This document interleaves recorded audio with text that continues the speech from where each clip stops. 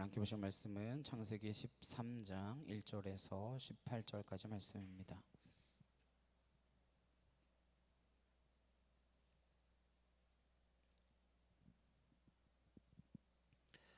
창세기 13장 1절에서 18절 말씀 함께 한 목소리로 합독하도록 하시겠습니다.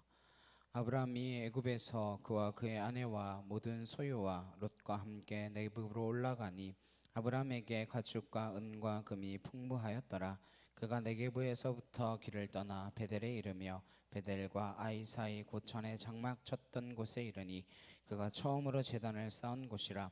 그가 거기서 여호와의 이름을 불렀더라. 아브라함의 일행 롯도 양과 소와 장막이 있으므로 그 땅이 그들이 동거하기에 넉넉하지 못하였으니 이는 그들의 소유가 많아서 동거할 수 없었음이니라. 그러므로 아브라함의 가축의 목자와 롯의 가축의 목자가 서로 다투고 또 가나안 사람과 브리스 사람도 그 땅에 거주하였는지라. 아브라함이 롯에게 이르되 우리는 한 친족이라 나나 너나 내 목자나 내 목자나 서로 다투게 하지 말자. 내 앞에 온 땅이 있지 아니하냐. 나를 떠나가라. 내가 좌하면 나는 우하고 내가 우하면 나는 좌하리라. 예, 롯이 눈을 들어 요단 지역을 바라본즉 소알까지 온 땅에 물이 넉넉하니 여호와께서 소돔과 고모라를 멸하시기 전이었으므로 여호와의 동산 같고 애굽 땅과 같았더라. 그러므로 롯이 요단 온 지역을 택하고 동으로 옮기니 그들이 서로 떠난지라. 아브라함은 가나안 땅에 거주하였고 롯은 그 지역의 도시들에 머무르며 그 장막을 옮겨 소돔까지 이르렀더라. 소돔 사람은 여호와 앞에 악하며 큰 죄인이었더라. 롯이 아브라함을 떠난 후에 여호와께서 아브라함에게 이르시되 너는 눈을 들어 너 있는 곳에서 북쪽과 남쪽 그리고 동쪽과 서쪽을 바라보라. 보이는 땅을 내가 너와 내 자손에게 주리니 영원히 이르리라.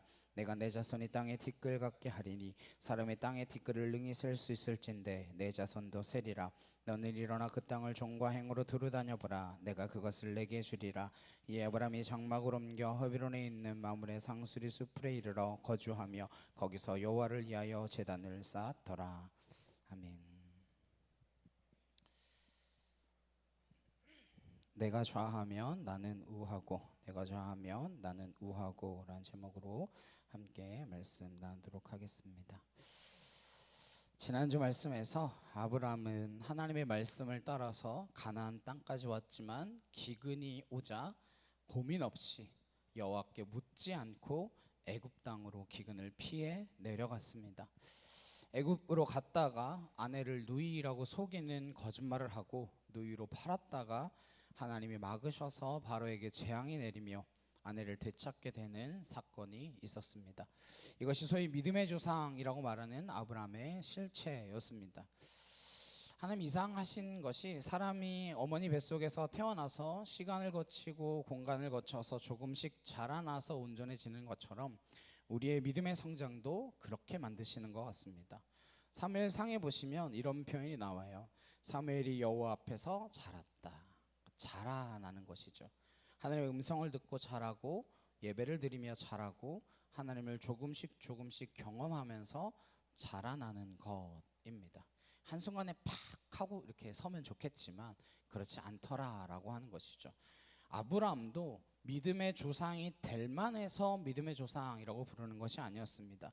이 조상이라고 하는 의미는 그가 얼마나 하나님에 의하여 이끌림을 받았고 그의 믿음이 하나님에 의하여 형성되었으며 하나님에 의하여 만들어졌는가, 그것을 누구보다도 잘 보여주며 잘 설명할 수 있는 인물이 아브라함이기 때문에 믿음의 조상이라고 부르는 것입니다. 우리가 이해하는 믿음이 좋아서 믿음의 조상인 것은 아닌 것이죠. 믿음이 정말 하나님의 은혜일 수밖에 없구나라고 하는 것을 아브라함의 일생만큼 잘 설명할 수 있는 사람이 없는 것입니다. 그래서 한 장 한 장 말씀이 지나갈수록 아브라함이 변화되어지는 것을 보게 되어집니다. 하나님이 우리에게 1차적으로 갖는 관심은 우리로 하여금 어떠한 열매를 맺고 어떠한 결과를 내는 것이 목적이 아닙니다. 하나님의 더 우선적인 관심은 바로 우리 자신에게 있는 것입니다. 나 자신에게 관심이 있습니다. 우리가 조금 더 크고 우리가 좀 더 자라나는 것에 하나님의 관심이 있습니다. 하나님의 최우선의 관심사는 사람에게 있다라고 하는 것을 놓치지 않으시기를 바랍니다. 아브라함은 애굽 땅이 내 땅이 아니다라고 하는 것을 경험했습니다. 이곳은 바로의 땅이며 내 아내를 빼앗아 갈 수 있는 땅, 나의 생명을 한순간에 앗아갈 수 있는 땅이구나 라고 하는 것을 깨닫고 다시 가나안 땅으로 올라가는 것을 보게 되어집니다. 1절에서 4절 보시면 아브라함이 애굽에서 그와 그의 아내와 모든 소유와 롯과 함께 네겝으로 올라가니 아브라함에게 가축과 은과 금이 풍부하였더라. 그가 네겝에서부터 길을 떠나 베델에 이르며 베델과 아이 사이 곧 전에 장막 쳤던 곳에 이르니 그가 처음으로 제단을 쌓은 곳이라. 그가 거기서 여호와의 이름을 불렀더라.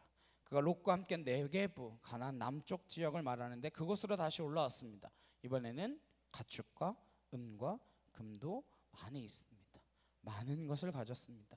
그러나 그는 가지고 있는 그 재산에 주목하지 않았습니다. 그가 가나안 땅에 처음 와서 제단을 쌓았던 그곳, 하나님께 예배를 드렸던 그곳으로 다시 가는 것을 보게 되어집니다. 베델, 우리가 흔히 하나님의 집이라고 부르는 그곳이죠. 물론 베델이라 이름 짓는 건 나중이지만 이때는 이미 그렇게 이름 붙여진 곳이니까 하나님의 집에 다시 돌아왔다라고 하는 안도감을 느끼게 되었을 것입니다. 그곳에 가서 다시 제단을 쌓습니다. 전에 쳤던 장막, 그곳에 다시 장막을 치고 제단을 쌓고 예배를 드릴 때에 얼마나 감격스러웠겠습니까? 잠시 집안 애굽 땅에 내려갔다가 아내를 빼앗길 뻔했다가 되찾고 돌아오게 된 그 감격, 떠나는 것은 내 결정이었지만 인도하시는 것은 하나님이시구나 라고 하는 것을 깨닫고 드리는 감동의 예배, 기쁨의 예배를 드리며 감사의 예배를 드렸을 것입니다. 이곳, 이 땅에, 베델에 하나님의 집에 다시 돌아올 수 있게 해주심에 감사합니다. 그렇게 예배했겠죠. 그렇습니다. 우리가 살 집을 택해야 하는 것입니다. 어디에 사시겠습니까? 우리는 세상에 살지만 세상에 속하지 않은 자들입니다. 몸을 세상에 들 수밖에 없지만 세상에 속한 자로 살지 않는다라고 하는 것은 바로의 집에 살지 않기로 결정하는 것입니다. 바로의 집에 살기 위하여 기도하지 마십시오. 바로의 집에 차고 넘치는 부와 재물을 부러워서 기도하지 마십시오. 우리는 세상 속에 살지만 하나님의 전에 하나님의 집에 살기로 결정한 자인 줄로 믿습니다. 그때 하나님께서는 우리의 생각했던 것보다 더 크고 좋은 것들을 준비하고 계시다라고 하는 사실을 믿으시기를 소망합니다. 돌아왔는데 문제는 새로운 결심을 가지고 가나안 땅으로 돌아왔지만 또다시 문제가 기다리고 있다라고 하는 것입니다. 믿음의 길을 떠나면 문제가 없지 않습니다. 처음에는 기근이 와서 떠나갔고 이제는 다시 먹을 것이 넉넉해졌는데 무엇이 문제예요? 넉넉해진 게 문제입니다. 믿음의 길을 떠나도 뜻밖의 갈등, 경험하지 못한 갈등, 이전에 겪었던 것과는 다른 종류의 갈등을 경험하게 되어집니다. 어떤 어려움이죠? 5절 6절입니다. 아브라함의 일행 롯도 양과 소와 장막이 있으므로 그 땅에 그들이 동거하기에 넉넉하지 못하였으니 이는 그들의 소유가 많아서 동거할 수 없었음이니라. 이번에는 이제 가진 게 너무 많아져서 문제가 생겼습니다. 12장에서는 기근이 들어서 먹을 게 없어서 문제가 생겼는데 이제는 가진 게 많아서 문제가 생겼습니다. 기근을 들어서 문제가 생겼을 때는 어떻게 했어요? 여호와께 묻지 않고 바로 애굽으로 내려갔다가 낭패를 당했습니다. 그럼 이번에는요? 조금은 달라야 되겠죠? 롯에게도 많은 재산이 생겼습니다. 갈대아 우르에서부터 데리고 나온 아들과 같은 조카 롯입니다. 아브라함과 함께함으로 인하여 롯에게도 양과 소와 장막이 넉넉해졌습니다. 소유가 많아졌어요. 그래서 아브라함의 소유와 롯의 소유가 충돌하는 사건이 생기게 됩니다. 모든 소유는 충돌한다라고 하는 것을 기억하셔야 합니다. 기가 막힐 노릇이죠. 아브라함 입장에서 보면 아무것도 없는 롯입니다. 기저귀 찰 때부터 키워온 롯이에요. 이 조카가 재산이 좀 생기더니 말이 달라지고 눈빛이 달라지는 거예요. 불편하기 짝이 없게 된 것이죠. 왜 이런 일이 생길까요? 삼촌과 조카라서? 아들이 아니라 조카라서? 아니요. 남편과 아내는 그럼 갈등을 겪지 않습니까? 형제지간이라서 갈등을 겪는 게 아닙니다. 가까이 있기에 생기는 일입니다. 누구와도 가까이 있으면 갈등이 생깁니다. 어떤 사람이라도 가까이 있으면 문제가 생깁니다. 어떤 사람이라도 가까이 있으면 비교하기 시작합니다. 할아버지도 손자와 가까이 있으면 싸웁니다. 구원받지 못한 백성, 내 안에 하나님이 없는 백성, 내 안에 하나님이 주신 꿈과 비전이 없는 백성, 내 안에 하나님이 주신 말씀이 없는 백성은 어떤 관계라도 같이 있으면 싸우게 되어 있습니다. 부부건, 형제건, 친구건, 성도이건, 회사원이건, 정당이건 이 땅에 싸움이 없고 갈등이 없고 다툼이 없는 것은 어디에도 없습니다. 가까이 있기만 하면 부딪히는 것이죠. 아브라함으로서는 괘씸하기 짝이 없겠죠. 이 불편한 관계가 드러납니다. 7절에 그러므로 아브라함의 가축의 목자와 롯의 가축의 목자가 서로 다투고 또 가나안 사람과 브리스 사람도 그 땅에 거주하였는지라. 아브라함과 롯의 관계가 불편하다는 걸 누가 눈치챕니까? 바로 이를 도와주고 있는 목자들, 그들의 하인들, 그들의 재산을 관리하는 사람들, 밑에 아래 사람들이 눈치를 귀신같이 채죠. 그들이 다투기 시작하는 것입니다. 어떻게 해야 됩니까? 이 갈등을 어떻게 풀어야 합니까? 오늘 성경 말씀을 통해서 보는 것은 믿음의 사람들은 갈등을 겪지 않는다가 아닙니다. 믿음의 사람들은 경험해보지 못한 갈등을 겪습니다. 세상 사람들이 경험하지 못한 또 다른 갈등을 겪을 수 있습니다. 이 갈등을 어떻게 해결할 것인가, 믿음 안에서 겪게 되는 이 분쟁을 어떻게 풀어나가야 할 것인가, 그것을 볼 수 있어야 합니다. 이 갈등을 누가 지켜보고 있어요? 가나안 원주민, 브리스 사람, 그 땅에 거주하는 이들이 지켜보고 있습니다. 가나안 사람들과 브리스 사람 입장에서 이 사람들을 보면 어떨까요? 원래 이 땅에 살던 사람들은 누구예요? 원래 이 땅에 살던 사람이 아브라함과 롯이 아닙니다. 가나안 사람, 브리스 사람들이 이곳에 살고 있었어요. 어느 날 난데없이 갈대아 우르를 떠나서 하란을 거쳐서 왔다라고 하는 이 사람들이 왔습니다. 익숙하지 않던 무슨 제단을 쌓더니 예배를 드립니다. 처음 보는 짓을 하는 사람들을 경계 눈초리로 바라보았겠죠. 그러더니 기근이 드니까 한꺼번에 다 사라져 버렸어요. 뒤에 들리는 소문을 들으니 애굽 땅으로 내려갔대요. 애굽 땅에 가서 거기서 사는 줄 알았더니 또 나타났어요. 또 나타나서 제단을 쌓더니 이번에는 양떼를 많이 데리고 와가지고는 자기들의 목초지를 막 침범해요. 원래 이 땅을 자기들 땅이라고 생각하던 사람들 입장에선 기가 막힐 노릇이죠. 왜 싸우는지 들어봤더니 다투는 것도 신기한데 자기 건데 내 거다, 네 거다 그러면서 싸우고 있는 거예요. 원래 내 건데 지 거라고 싸우고 있는 거예요. 가나안 사람과 브리스 사람이 그들을 이해할 수 있겠습니까? 근데 또 듣고 보니 삼촌과 조카라네요. 이게 오늘날 우리 교회의 모습이다라고 하는 것을 아시나요? 무슨 교회가 들어와서는 지하철 입구를 자기 교회 입구로 뚫어놓고는 하나님의 은혜래요. 1심에서 원래대로 돌려놔라 그랬더니 2심에서는 그거 돌려놓으려면 비용이 너무 많이 든다고 그냥 둬라. 그래서 또 하나님의 은혜라고. 돌려놓으려면 뭐 위험하고 돈은 몇백억이 들고 뭐. 그 동네 사람들은 길이 하나 막힌 거죠. 자기들은 신났어요.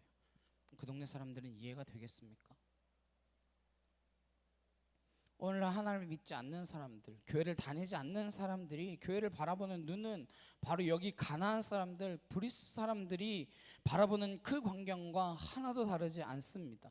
멀쩡하게 우리 땅에 들어와서 시끄럽게 하고 소란스럽게 하더니 지들끼리 싸우고 다투고 그것이 이해가 되겠습니까? 세상 사람들이 다 보고 있는 이 갈등, 세상 사람들이 주목하고 있는 이 갈등, 차라리 가나안 사람들과 브리스 사람들은 삼촌과 조카가 싸우는 법은 없어요. 친족들이 모여서 그들은 제단을 쌓는 것은 아니라 바벨탑을 쌓기 위하여 이웃 부족들하고는 싸울지 모르겠지만 자기들끼리는 똘똘 뭉치고 있겠죠. 그런데 그들이 아브람과 조카 롯이 어떻게 하는지 보고 있는 중입니다. 이때 아브람이 믿음의 사람으로 이 갈등을 어떻게 해결하는가? 8절 9절입니다. 아브람이 롯에게 이르되 우리는 한 친족이라 나나 너나 내 목자나 내 목자나 서로 다투게 하지 말자. 내 앞에 온 땅이 있지 아니하냐. 나를 떠나가라. 내가 좌하면 나는 우하고 내가 우하면 나는 좌하리라. 갈등으로 시작되었지만 이 갈등 때문에 아브람은 롯과 갈등을 안고 지내지 않습니다. 갈등을 덮어놓고 지내지 않아요. 많은 경우 믿음의 사람들이 갈등을 그냥 덮어놓고 없는 듯이 살아갑니다. 에이, 긁어부스럼이야 이러고. 그러나 믿음이란 가라 할 때 떠나는 것이 믿음이고, 갈등이 생기면, 문제가 있으면 이 문제를 부딪히기로 결정하는 것이 믿음입니다. 믿음의 사람이라고 해서 갈등을 외면해서는 안 되는 것이죠. 아브라함이 이 문제를 해결하기로 나서는 것을 보게 됩니다. 첫 번째로 믿음의 사람은 어떻게 이 문제를 해결하는가, 갈등을 해결하는가. 먼저 아브라함이 롯을 찾아갔다라는 거예요. 윗사람이 아랫사람을 찾아갔다라는 겁니다. 세상은 이렇게 해결하지 않습니다. 아랫사람이 윗사람 찾아올 때까지 기다립니다. 아니면 윗사람이 아랫사람을 부르죠. 불러냅니다. 너 와, 이렇게. 그러나 믿음의 사람이 해결하기 위해서는 믿음이 확실한 사람이, 믿음이 연약한 사람을 찾아가야 한다라고 하는 것입니다. 믿음이 든든한 사람, 믿음이 큰 사람이 작은 믿음을 찾아가야 한다라고 하는 것이죠. 왜 그렇습니까? 큰 믿음은 자존심을 작게 만들기 때문에 그렇습니다. 작은 믿음은 자존심을 늘 키우지만, 믿음이 커진다라고 하는 것은 내가 작아지는 것이고, 내가 덜 중요해진다는 것이고, 내 자존심을 점점 내려놓게 된다라고 하는 것입니다. 그리하여 나보다 더 큰 하나님이 내 안에 차오를 때 나는 나를 의지하지 않고 더 크신 하나님을 의지하는 믿음의 경험을 쌓기 시작했다라고 하는 것입니다. 아브라함은 애굽에서 큰 경험을 했습니다. 내가 해결할 수 없는 문제를 하나님이 해결하시는 것을 보았습니다. 내 생각과 내 판단으로 떠났지만 하나님께서 결국은 하나님이 원하시는 길로 돌이키신다라고 하는 것을 경험했습니다. 그는 점점 하나님의 사람이 되어가는 것이고, 믿음이 점점 자라가고 있는 사람이 되는 것입니다. 그러나 롯은 하나님을 직접 만난 적이 없습니다. 롯은 뭐만 했어요? 아브라함 뒤만 졸졸 쫓아다녔어요. 이 문제는 누구로부터 비롯된 것입니까? 아브라함 자신으로부터 비롯된 일입니다. 조카를 데리고 다니면서부터 시작된 일이기 때문에 그가 먼저 롯을 찾아가서 문제를 풀어야 한다라고 하는 것입니다. 두 번째로 롯을 찾아가서 너와 나는 친족이다, 너와 나는 고륙이다, 너와 나는 같은 성도다, 여기서부터 출발합니다. 우리가 한 혈육이요, 한 친족이요, 한 형제요, 한 자매요. 누가 모릅니까? 몰라서 싸우는 거예요. 잘 몰라서 다투는 것입니다. 부부는 다투라고 만든 게 부부가 아니잖아요. 부모 자식 간에 싸우라고 부모 자식을 둔 거 아니잖아요. 형제지간 간에 지지고 볶고 싸우라고 둔 거 아니잖아요. 형제가 어떤 관계인지, 부부가 어떤 관계여야 하는지 이걸 몰라서 싸우는 것이죠. 제대로 알면 싸우겠습니까? 그래서 우리의 관계가 무엇인지, 우리는 친족이라. 우린 싸우기 위해서 만난 사람이 아니다. 우린 싸우기 위해서 갈대 우르에서부터 떠나서 가나안 땅까지 온 사람들이 아니다. 하나님께서 가까이 두신 사람이 싸우기 위해서 두신 사람이 아니지 않습니까?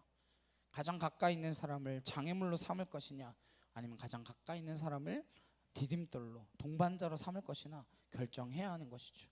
가장 가까이 있는 사람을 적으로 두고 무슨 일을 할 수 있겠습니까?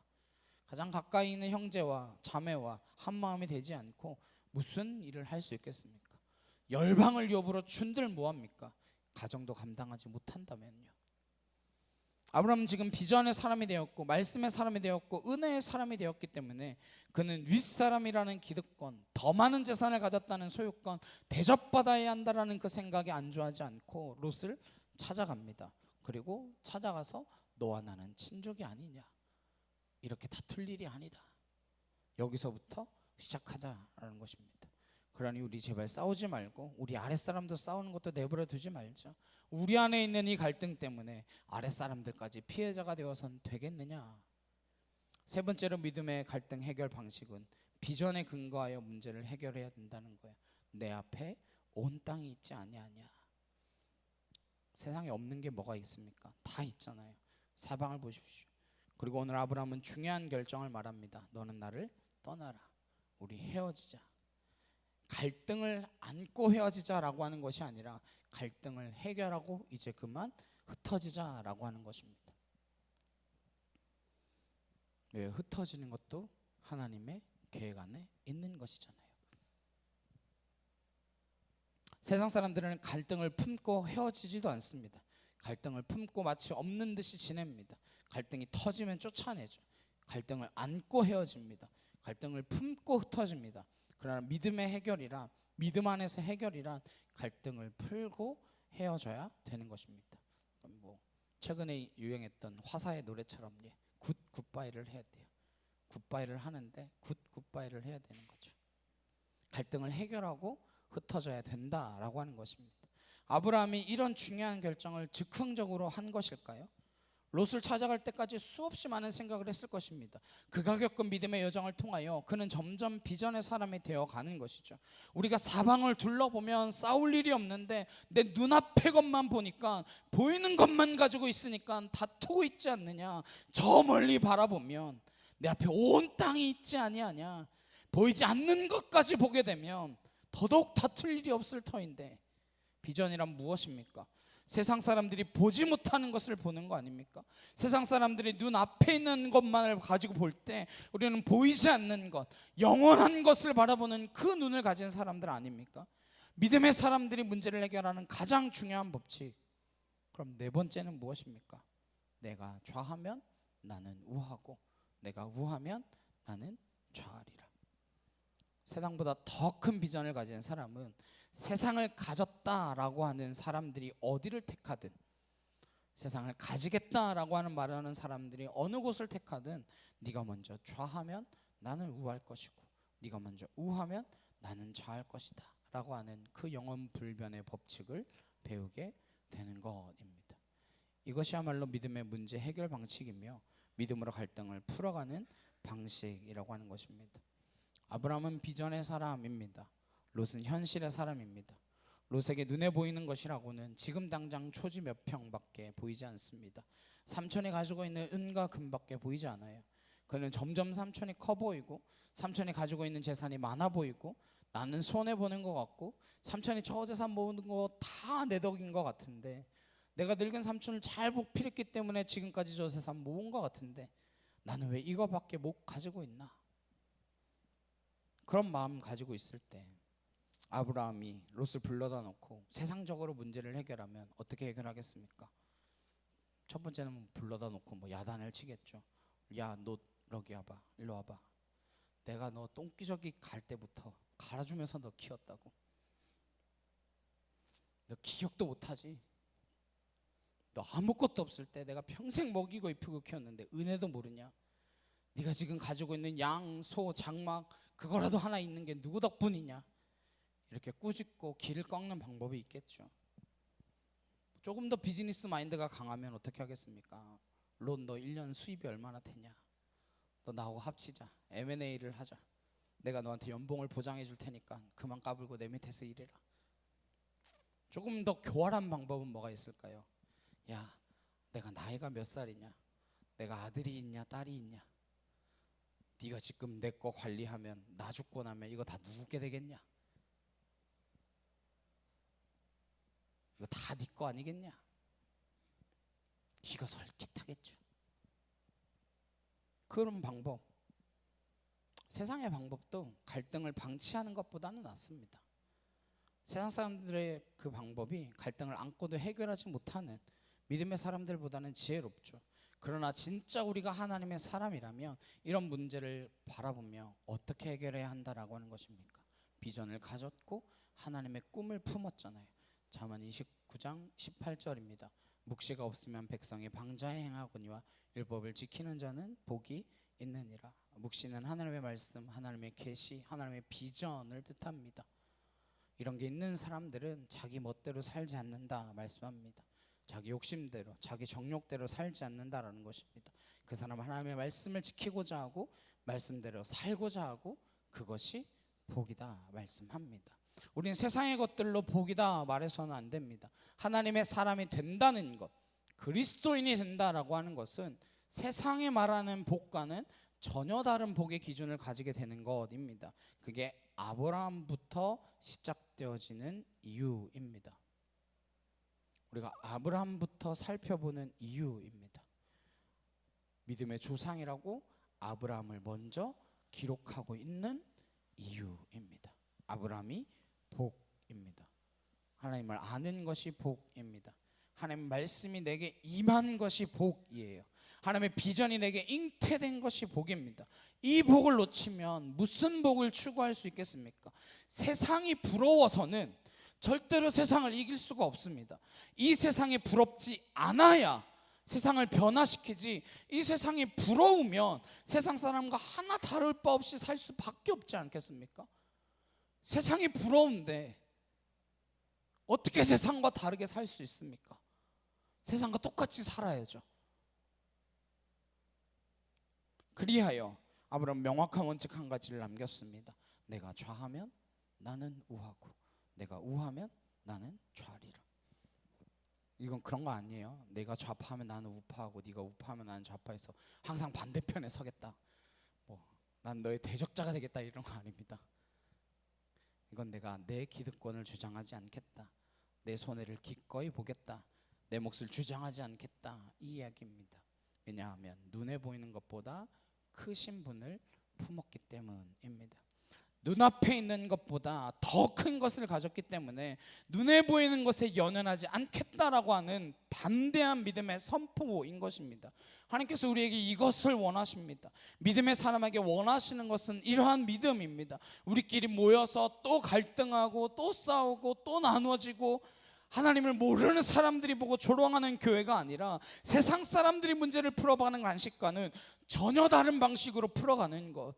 어떻게 문제를 저렇게 해결할 수 있지? 신기하게 여길 만한 그런 일들이 교회 안에서 일어나야 하지 않겠습니까? 어떻게 저렇게 문제를 풀 수 있지? 그게 이 땅에서 사람들이 교회를 보며 기대하는 일들이지 않겠습니까? 갈등을 풀고 이제는 흩어져야 한다, 이제는 떠나야 한다, 이제는 롯도 롯의 비전을 품어야 한다. 갈등이 해소가 되었기 때문에 기쁜 마음으로 떠나보내는 것입니다. 헤어질 때 기쁘게 헤어져야 합니다. 갈등을 안고 헤어져서는 안 됩니다. 그래야 또 볼 수 있죠. 이제 선택의 문제가 나옵니다. 헤어지는데 어떻게 헤어지는데 이제 어디를 선택할 것이냐. 10절입니다. 이에 롯이 눈을 들어 요단 지역을 바라본즉 수알까지 온 땅에 물이 넉넉하니 여호와께서 소돔과 고모라를 멸하시기 전이었으므로 여호와의 동산 같고 애굽 땅과 같았더라. 그 유명한 소돔과 고모라입니다. 근데 그 땅이 어땠대요? 여호와의 동산 같고 애굽 땅과 같았더라. 근데 이게 선뜻 이 두 단어가 어울린다고 생각하십니까? 여호와의 동산이랑 애굽 땅? 전혀 안 어울리는 단어인데 같이 사용하고 있습니다. 12장에서 이미 롯은 아브람과 함께 애굽의 그 화려한 문명을 경험했습니다. 그 어마어마한 문명의 세계를 본 그림이 있습니다. 애굽 땅과 같았다라고 하는 것은 무슨 뜻이에요? 최고라고 하는 것이죠. 말씀드린 적 있죠. 옛날에 우리 제일 좋은 거 하면 미제 이렇게 이야기했던 것처럼, 네, 요즘 중국산 아니면 한국산, 국산을 최고로 치잖아요. 요즘은 그런 재밌는 그것도 있더라고요. 한국 물건에 이렇게 있는데 스티커가 메이드 인 차이나 돼 있는데 그 스티커만 계속 남아 있대요. 왜 그러냐 했더니 그 스티커만 한국산이라서. 네. 물건은 부서졌는데 스티커는 안 지워진대요. 네. 최고로 좋은 곳, 최고로 좋은 그 땅과 같더라라는 겁니다. 여호와의 동산 같다라고 하는 뜻은 무엇입니까? 그 환경이, 그곳이 하나님이 주신 복처럼 보였다라는 뜻입니다. 누구의 눈에요? 롯의 눈에요. 그런 어마어마한 애굽의 문명과 같은 화려한 곳이 무엇 같았대요? 하나님의 복 같았대요. 소돔과 고모라도 그렇게 하나님이 주신 복처럼 여겨졌다라는 것입니다. 그래서 롯이 보자마자 여호와의 동산 같고 애굽 땅과 같았더라, 이 표현을 씁니다. 그래서 롯은 결단합니다. 11절 12절에 그러므로 롯이 요단 온 지역을 택하고 동으로 옮기니 그들이 서로 떠난지라. 아브라함은 가나안 땅에 거주하였고 롯은 그 지역의 도시들에 머무르며 그 작물을 옮며 소돔까지 이르렀더라. 소돔까지 이르렀더라. 이 무슨 뜻이라고 했죠? 소돔 안에 들어갔다는 이야기입니까? 그 근처까지만 갔다는 거라고 했습니까? 영어 성경을 보면 더 명확하게 나와 있습니다. near 소돔, 근처까지만 갔다는 거예요. 이상하죠? 여호와의 동산 같고 애굽 땅과 같을 정도로 좋아서 갔다면 들어가 살아야지 왜 근처까지만 갑니까? 왜 거기까지만 가서 장막을 치나요? 13절에 소돔 사람은 여호와 앞에 악하며 큰 죄인이었더라. 이걸 롯이 알았을까요, 몰랐을까요? 알았던 거죠. 그래서 안 들어가고 그 근처까지만 가는 거예요. 알았으니까 근처까지만 간 거죠. 근데 그 근처까지 간 선택의 기로에서 이렇게 선택한 기초가 무엇입니까? 물질이었습니다. 애굽 땅 같고 여호와가 주신 복처럼 큰 것이 있는, 물질이 있는 그곳이었더라. 여기가 하나님의 백성이 살 곳인지 안 살 곳인지 관심이 없었습니다. 돈이 되느냐 이익이 되느냐 그것이 선택의 기준이었습니다. 알고 갔어요. 이런 마음이었겠죠. 아, 내가 거기까지 들어가서 살 건 아니고 근처까지 가서 그 안에서 벌어먹고 살면 되지. 거기 안에 들어가지만 않으면 되지. 근데 그 근처에서 계속 살아십니까? 14장 12절 소돔에 거주하는 아브라함의 조카 롯도 뭐예요? He was living in 소돔. 이제 소돔 안에 거주하게 됩니다. 13장에서는 어떻게 돼 있었는데요? 근처에 있었는데요. 한 장 채 넘어가자마자 어느새 그 안에 쏙 들어가서 살고 있네요. 그리고 한참 시간이 흘러서 19장에 가면 어떻게 됩니까? 저녁 때 두 천사가 소돔에 이르니 마치 롯이 소돔 성문에 앉아 있다가 그들을 보고 일어나 영접하고 땅에 엎드려 절하며. 소돔 어디에 앉아 있어요? 성문에 앉아 있습니다. 고대 사람은 성문에 앉는 사람이 두 종류의 사람만 있습니다. 하나는 재판관, 하나는 룻기에 보시면 이방 여인 룻이 누구랑 결혼하죠? 보아스하고 결혼을 하죠. 그때 보아스가 마을에서 제일 부자였거든요. 어디에 앉아 있었어요? 성문에 앉아 있었습니다. 성문에는 히브리인이, 고대 히브리인이 두 종류의 사람만 앉아 있습니다. 재판관이거나 그 도시에서 최고의 유지이거나. 그러니까 롯이 뭐가 되었다는 거예요? 최고 유지가 되었다라고 하는 것이죠. 어디서? 소돔에서. 그럼 롯은 어쨌든 간에 인간적으로 성공했습니까? 안 했습니까? 성공했죠. 소돔의 최고 부자가 되었는데. 롯의 성공은 롯의 개인에 어떤 영향력을 끼쳤을까요? 베드로서 2장 6절에서 7절 보면 소돔과 고모라 성을 멸망하기로 정하여 재가 되게 하사 후세에 경건하지 아니할 자들에게 본을 삼으셨으며 무법한 자들의 음란한 행실로 말미암아 고통당하는 의로운 롯을 건지셨으니. 무법한 자들의 음란한 행실로 말미암아 고통당하는 무슨 롯을 건지셨대요? 의로운 롯을 건지셨대요. 여기서 의롭다는 것은 하나님의 자녀라고 하는 표현이지. 그러니까 우리가 의롭게 됐다라고 할 때, 의인이 되었다라고 할 때 그 의인이 된다는 건 의로운 사람이라는 뜻이 아니라 하나님의 자녀가 되었다라고 하는 거거든요. 하나님의 백성이 되었다라고 하는 것입니다. 이 의로움은 신분적 의로움입니다. 행위적 의로움을 뜻하는 것이 아니라요. 그런 사람인 롯을 건지셨다는 거예요. 근데 8절에 보면 이렇게 이야기합니다. 이는 이 의인이 그들 중에 거하여 날마다 저 불법한 행실을 보고 들으므로 그 의로운 심령이 상함이라. 심령이 어떻게 되고 있대요? 상하고 있더래요. 어디에 있어서? 그 소돔 땅에 들어가 삶으로 말미암아. 롯의 성공이 개인에게 행복감을 주었습니까? 행복하지 않았습니다. 좋은 자리, 좋은 집, 성문에 앉을 정도로 세상의 명예는 붙들게 되었는데 매일 심령이 썩어갔습니다. 이것이 사는 건가?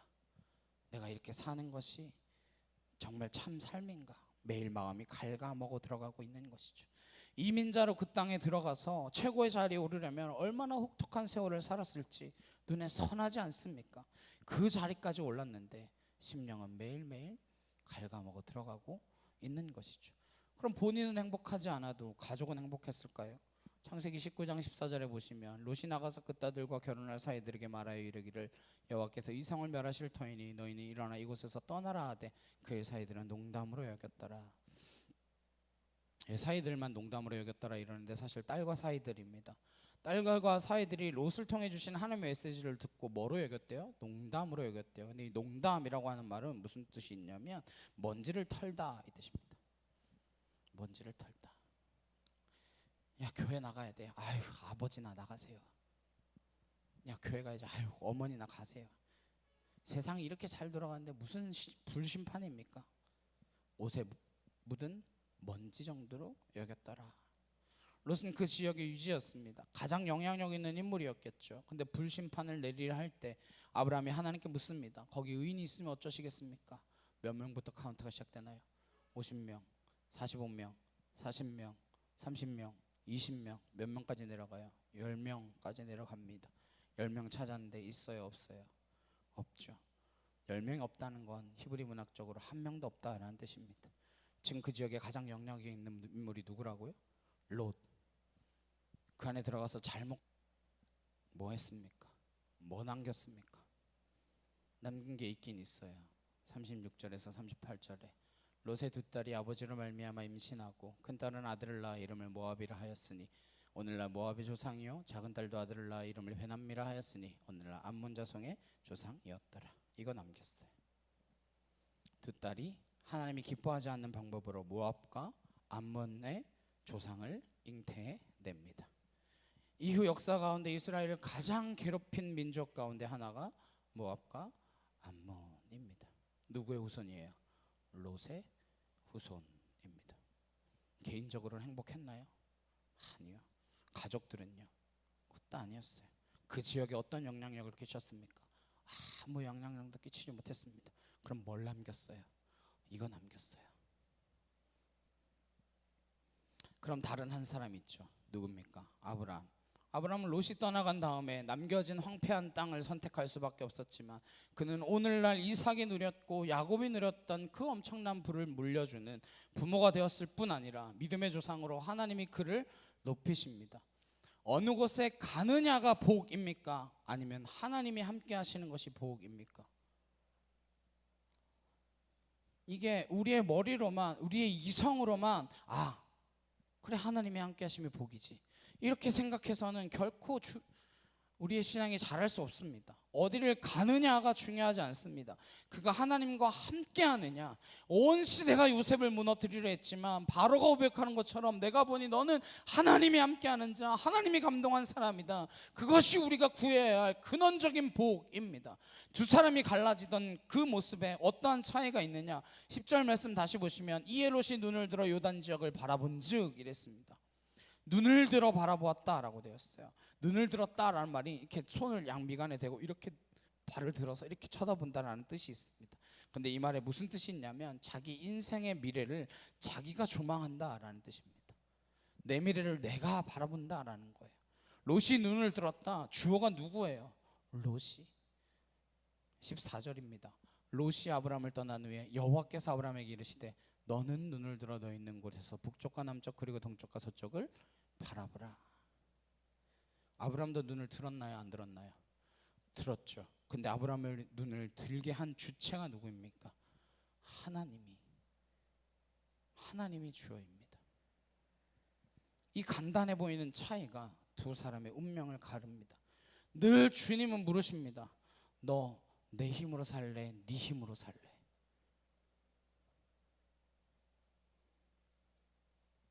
오늘 말씀도 이 실문의 연장선상에 있습니다. 롯은 누가 눈을 들었느냐? 내가 눈을 들었습니다. 롯이 눈을 들어. 주어가 롯입니다. 근데 아브라함은 누가 눈을 들었습니까? 하나님이 너는 눈을 들어. 아브라함은 그럼 뭐 했다는 거예요? 하나님이 눈을 들라 하실 때까지, 하나님의 방법으로 눈을 들라고 하실 때까지 미련스럽게 엎드려 기다리고 있었다라고 하는 것입니다. 그 전에는 기근이 오니까 바로 뭐 했는데요? 바로 애굽으로 내려갔어요. 묻지도 않고 떠났습니다. 가다가 내 아내가 너무 예뻐가지고 이거 나 잘못하면 죽을 것 같은데, 그래 내 아내 원래 누이니까 누이라고 속이자, 누이라고만 말하자. 근데 지금 하나님의 거신 곳에 있기 위하여 기다립니다. 눈을 들어 바라보라 말씀하실 때까지. 왜요? 내가 내게 지시할 땅으로 가라고 하셨었잖아요. 기다리는 거죠. 15절에서 17절에 보이는 땅을 내가 너와 내 자손에게 주리니 영원히 이르리라. 내가 내 자손의 땅을 티끌 같게 하리니 사람이 이 땅의 티끌을 능히 셀 수 있을진데 내 자손도 세리라. 너는 일어나 그 땅을 종과 행으로 두루다녀보라. 내가 그것을 내게 주리라. 아브라함이 포기했습니다. 기득권을 주장하지 않았습니다. 그랬더니 다시 하나님이 찾아오셨다라고 하는 것을 기억하십시오.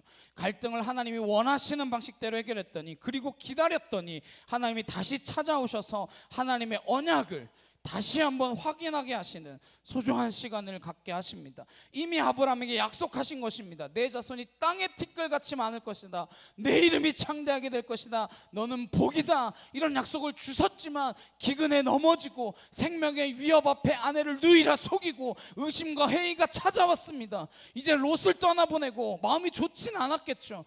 좋게 헤어졌다고 해도 어떻게 좋기만 하겠습니까? 롯은 좋다고 눈을 들어보니 저것이 여호와의 동산 같다. 그러고 쫄래쫄래 가버렸습니다. 그곳에 남아서 하나님의 음성을 기다리고 있는 아브라함에게 다시 한번 하나님은 언약의 말씀을 들려주십니다. 우리가 믿음의 길을 가다가 갈등의 사건, 기근의 사건, 고난의 사건을 만날 때 때로는 홀로 있어야 한다라고 하는 것을 기억하십시오.